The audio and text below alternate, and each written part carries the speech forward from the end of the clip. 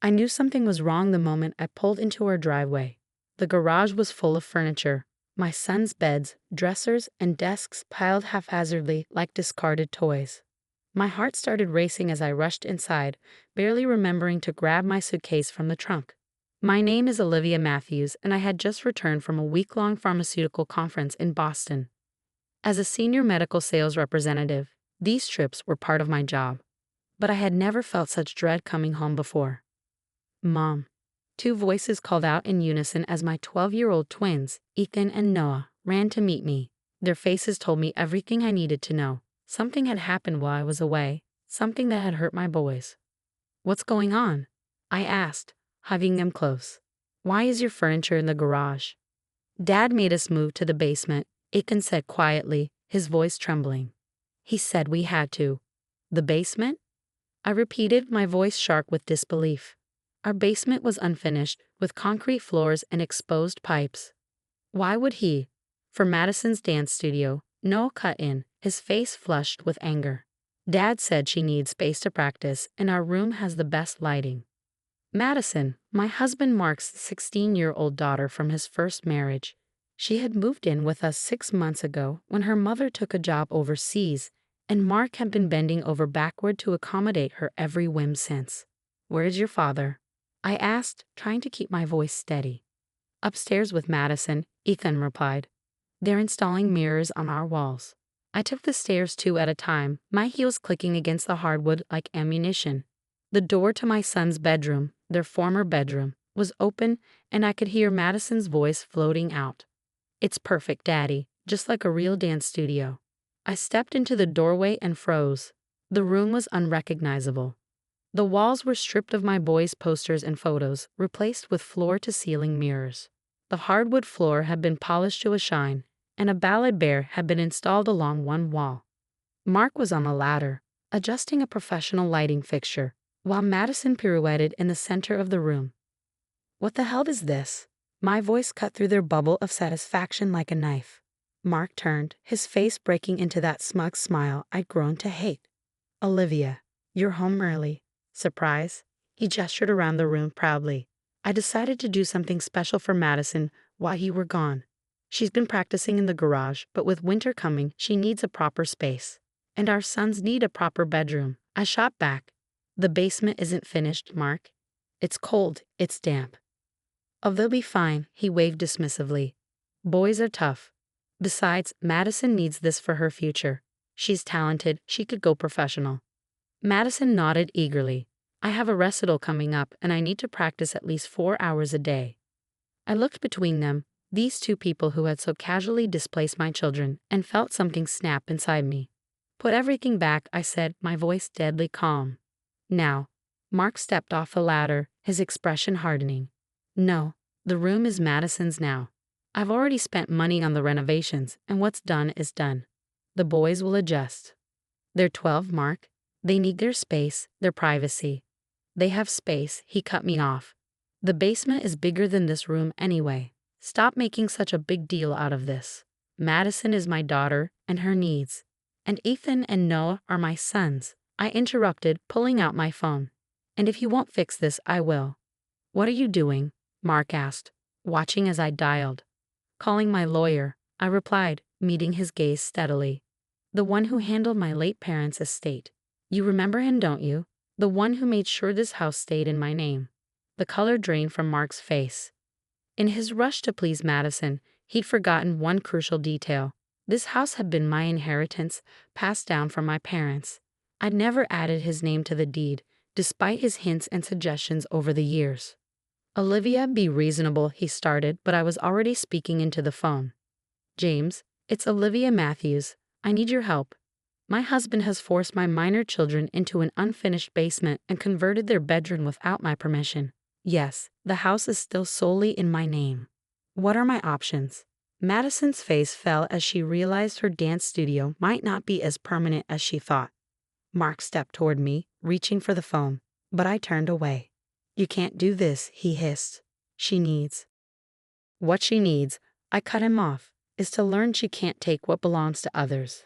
And what you need is a reminder that this is my house, and those are my children. You have 1 hour to start moving everything back. If not, James will be filing papers tomorrow morning. You're overreacting, Mark tried again. This is what's best for. Best for who, Mark? Best for Madison, or best for you, trying to prove you're father of the year while making my son sleep in a basement. I ended the call and turned to Madison. I'm sorry, but this room belongs to Ethan and Noah.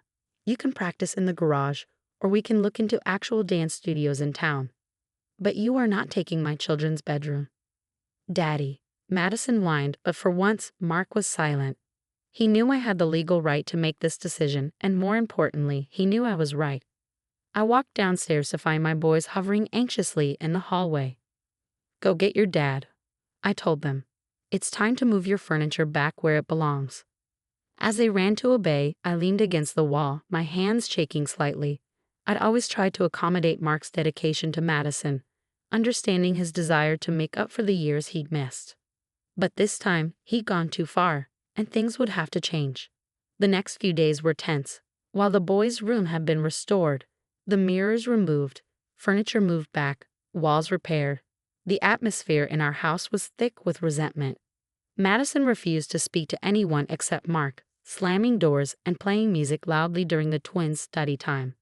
Mark alternated between cold silence and attempts to justify his actions. I was just trying to support our dreams, he said over dinner one evening, pushing his food around his plate. You're making you look like the bad guy. You made yourself look like the bad guy, I replied, watching Ethan and Noah pick at their meals. The boys had been quieter since the incident, sharing worried glances whenever Mark and Madison were around. There were a dozen other ways to support Madison's dancing without displacing your stepsons. They're just rooms, Madison interjected, her voice dripping with disdain. It's not like they do anything important in there anyway. All they do is play video games and read comics. I set down my fork, fixing her with a steady gaze. Those just rooms are their personal space, their sanctuary. Just like your room is yours. How would you feel if someone decided your room would make a better gaming lounge and moved you to the basement? That's different, she protested. Dancing is my passion, my future. They're just being lazy. Enough. I cut her off, noting how my sons seemed to shrink in their chairs. Ethan and Noah are straight-A students. Noah's science project won first place at the state fair, and Ethan's on track to skip a grade in math. Don't you dare call them lazy. Mark pushed back from the table. Come on, Madison. We don't have to sit here and listen to this. He stood up, gesturing for his daughter to follow. Clearly, Olivia's determined to make us out to be villains. As they left, I heard Madison's stage whisper. This is why Mom said she was impossible to live with. Later that evening, I found the twins in their room, surrounded by books, but clearly not studying. Noah was lying on his bed, staring at the ceiling, while Ethan sat at his desk, absently flipping pages. Hey guys, I said softly, sitting on Noah's bed. Want to talk about it? They exchanged looks, that silent twin communication that never failed to amaze me. Finally, Ethan spoke. Are you and Dad getting divorced? The question hit me like a physical blow. What makes you think that? That's what Madison said, Noah replied, sitting up. She said her mom left because her dad always chose her over everything else, and now you're going to leave too. I pulled both boys into a hug, feeling their thin shoulders trembling slightly. Listen to me, I said firmly. Whatever happens between your father and me, it won't change how much I love you, and I will always, always put you first. But Dad doesn't, Ethan whispered. He loves Madison more. Your father? I paused, choosing my words carefully. Your father is trying so hard to make up for the years he missed with Madison that he's forgetting to be fair to you. It's not right, and it's not your fault. Just then, my phone buzzed. It was James, my lawyer. Olivia, I've reviewed everything you sent me. The photos of the basement, the receipts for the dance studio renovations, the texts from your sons about being forced to move. If you want to pursue this legally, we have a strong case for creating an unsafe living environment for minors. I stepped into the hallway, lowering my voice. What are you suggesting? File for full custody, he said bluntly. Mark's behavior shows a clear pattern of favoritism and disregard for your son's well-being. The basement incident is just the latest example. You mentioned he's used their college fund for Madison's dance competitions. He tried. I corrected. I stopped him in time. Document everything, James advised. Every incident, every comment, every time he puts Madison's wants above your son's needs. If this goes to court, we'll need to show a pattern. After hanging up, I stood in the hallway, listening to the sounds of my house.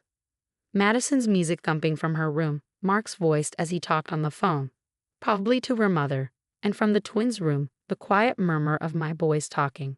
I'd married Mark 5 years ago, believing we could blend our families, believing his devotion to Madison was admirable. Now I wondered if I'd been blind to the warning signs, if I'd let my sons down by bringing them into this situation. Heading downstairs for water, I overheard Mark in his office. "I know, Karen," he was saying, presumably to Madison's mother. "Olivia's being completely unreasonable. The boys would have been fine in the basement. Madison needs proper training space if she's going to make it into that summer intensive program." No, I haven't told Olivia about the program fees yet. She's already freezing me out of the accounts after that college fund incident. I'd heard enough. The summer intensive program he mentioned. I'd seen the brochure in Madison's room. It cost more than a semester of college. Now I knew why he'd been asking about home equity lines of credit. Back upstairs, I found the twins had fallen asleep, books still scattered around them. As I tucked them in, I made a silent promise. Things were going to change, starting tomorrow. Mark needed to understand that being a father meant being a father to all his children, not just the one who reminded him of his first marriage. The breaking point came sooner than I expected. I was reviewing documents in my home office when I heard Madison's shrill voice coming from the twins' room. "Daddy, their stupid games are too loud. I can't concentrate on my routine." I arrived at the doorway to find Mark confronting my sons, who were quietly playing a video game with headphones on. The volume from their TV was barely audible. "Boys, turn that off," Mark demanded. "Madison needs to practice." "But Dad," No protested, "we're using headphones. And this is our room." "Don't talk back to me," Mark snapped. "Madison has an audition coming up. She needs to practice whenever she feels inspired. You two can go red in the basement." That was it, the final straw. "No," I said, stepping into the room, "they won't." Mark turned, his face flushing. "Olivia, don't start." "I've already started," I cut him off, pulling out an envelope from my pocket. "These are divorce papers, Mark. I had James draw them up last week." The room went silent. Even Madison stopped her theatrical sighing to stare. "You can't be serious," Mark finally managed. "I've never been more serious," I replied. "I've also filed for full custody of the twins. Joint custody isn't an option anymore, not after you've repeatedly shown that you'll always put their needs last." "This is ridiculous," Madison burst out. "You're just jealous because I have actual talent and your kids." "Madison," I interrupted firmly, "stop talking. This situation is largely your father's fault, not yours. He's taught you that it's okay to take from others, to demand more and more without considering anyone else's feelings. That's not going to serve you well in life." Mark snatched the envelope from my hand. "You think you can just end our marriage because I support my daughter's dreams?" "No," I said calmly. "I'm ending our marriage because you've stopped being a father to your stepsons. Because you tried to access their college fund for Madison's competitions. Because you were planning to take out a home equity loan on my house to pay for her summer intensive program." His face paled. "How did you?" "It doesn't matter how I know. What matters is that it stops now." I turned to my sons. "Boys, keep playing your game. This is your room, and you have every right to be here." As Mark stood there sputtering, I continued. "You have two choices, Mark. Sign the papers and agree to my terms, or we can let a judge hear about how you forced two minors to sleep in an unfinished basement. James has already documented everything." "You're bluffing," he tried, but his voice wavered. "Try me." I met his gaze steadily. "The house is in my name. The boys' college fund is protected. You have no leverage here, Mark. All you have is a choice about how difficult you want to make this." Madison started crying, real tears this time, not her usual performance. "Daddy, don't let her do this. Where will we go?" I softened slightly. "You can stay until the end of the school semester, Madison. I'm not heartless. That gives you and your father 3 months to find a new place. But the games with the boys stop now." Looking at Mark's face, I could see the moment he realized he'd lost. All his manipulation, all his attempts to prioritize Madison at everyone else's expense, had finally caught up with him. 2 weeks later, Mark signed the divorce papers. He and Madison moved into a nearby apartment, and slowly the atmosphere in our house began to change. The twins gradually relaxed, no longer walking on eggshells in their own home. "Mom," Ethan asked one evening as we had dinner, just the three of us, "are you sad about Dad leaving?" I considered the question carefully. "I'm sad that your father couldn't be the parent all his children needed. But I'm not sad about protecting you too." Madison's mom called me yesterday, No added quietly. She said she's sorry about everything. She wants us to know it wasn't our fault. I nodded, grateful for Karen's unexpected support. She'd seen the pattern in Mark's behavior long before I had. It was why their marriage had ended. 6 months later, I ran into Madison at the grocery store. She looked different, more subdued, less entitled. "Mrs. Matthews," she said, shifting uncomfortably. I wanted to say sorry about everything. Dad's been making me see a counselor, and she's helping me understand how wrong we were." "Thank you, Madison," I replied sincerely. "That means a lot." "The boys," she hesitated, "are they okay?" "They're doing great," I said. "You're welcome to come visit them sometime, if you'd like. As long as you remember that it's their house, their space." She nodded, a small smile touching her lips. "I'd like that." Driving home, I thought about how much had changed. The twins were thriving, their confidence restored now that they didn't have to compete for their father's attention. Mark was learning, slowly, that being a good father to Madison didn't mean being a bad father to his sons. And me? I was finally at peace with my decision. Sometimes protecting your children means making hard choices, standing firm when it would be easier to give in. But watching my boys laugh and play in their room, secure in the knowledge that no one would displace them again, I knew I'd made the right choice. Some people might call it harsh, choosing my sons over my marriage. I call it being a mother.